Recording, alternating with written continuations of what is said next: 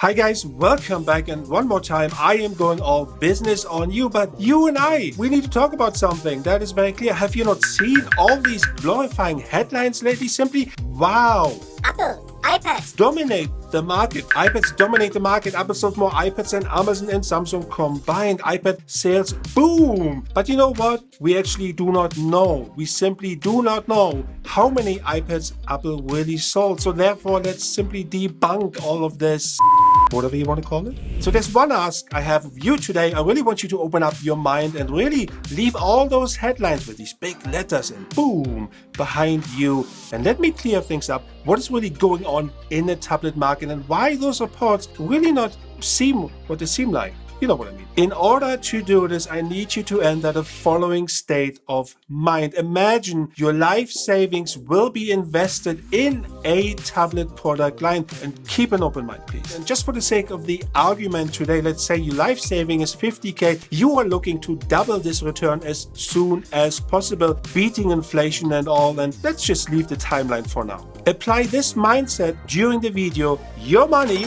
your investment. Looking at the latest IDC report, it is very clear that Apple outperforms everyone else out there by simply shipping so many iPads around the world. In fact, it is 12.9 million units, which is compared to Q2 last year, an increase of 3.5%, holding a market share of a whopping 32%, and that is really not bad, to say the least. So what does it really mean? Well, Apple has shipped 400,000 more units than last year at the same time, and the emphasis here is on shipping. We actually do not know how many of these 12.9 million units have been sold to any end customer out there. Full stop. We don't know. All we know from this report is that Apple has shipped these units to retailers, to telecom companies, to end customers, of course, but also other institutions. But we don't know how many they have passed on or sold on. We simply don't know. In addition, Apple just released the M1 iPad Pro,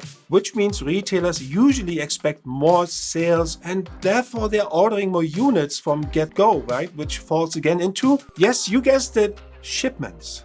At the same time, all those headlines are making their rounds. Apple's market share in the tablet market has decreased once more. Not by much, but you can see there is a trend going on. We also do not have any reports that tells us shipments by model, which ultimately means it could be a one-hit wonder, right? But what we do know is that 40%, a whopping 40% of all iPad sales have been conducted in the US. So that is a really big portion of the sale, and there's a risk associated to this. If you are an investor, 40% of your revenue, of your investment could be compromised overnight by economic conditions that are simply outside of your control. Or it could have a positive effect like the stimulus money for the pandemic that of course also fell into this quarterly result. And Samsung comes in second place by shipping 8 million units, up from 7 million units in Q2 last year, which really results in a year-on-year increase of 13.3%.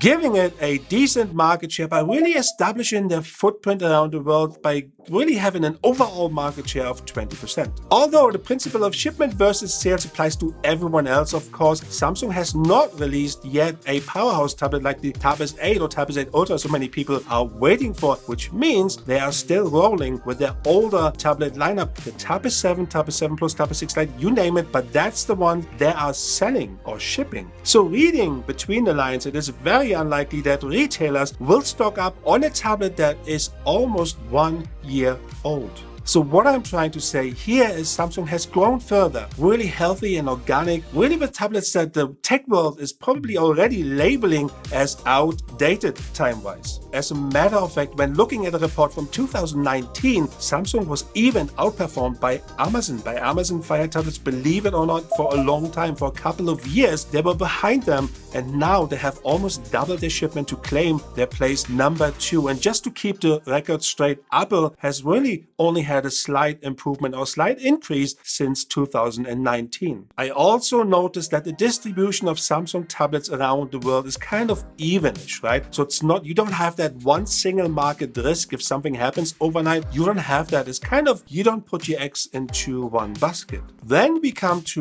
Lenovo, the biggest increase of them all. Granted, the higher you are on the food chain, the more difficult it is to grow. Lenovo had an increase of a whopping 65% of shipments year on year. Almost 5 million units have been sold in Q2. And this is a very respectable number, holding a market share of almost 12%. My experience with Lenovo is kind of mixed. I had a so-la-la experience. This may be different for you guys for sure. And there's a whole can of worms you can really, or we could open up with this report in general, kind of who's making the biggest profit and so on.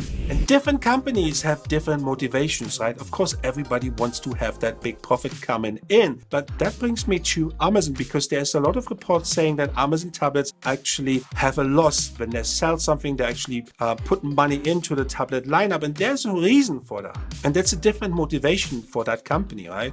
You could really simply see this as a complementary side hustle to their main business for ebooks, for Prime, for Audible, basically their own shopping experience. But hey, they also shipped a whole bunch of units in Q2. As a matter of fact, it is just over 4 million units in total, having an increase of 20% year on year, holding around 11% market share. Huawei, I will just leave out for today. They sold their Honor business, they sold one of their business units, so the report really doesn't reflect the real numbers, so we will just park this for today. Are you still in the investor state of mind? And if yes, in which product line would you invest to have the biggest return but also a safe return on your investment? And this could easily mean you split your money into different companies to reduce your risk. So that is over to you, but let me know. I'm really interested in which product lineup and which tablet lineup would you invest your life savings. Nothing else. It is what it is. Once it's gone, it's gone. So look, what I really want to achieve today is really open your mind, see things differently, question the status quo.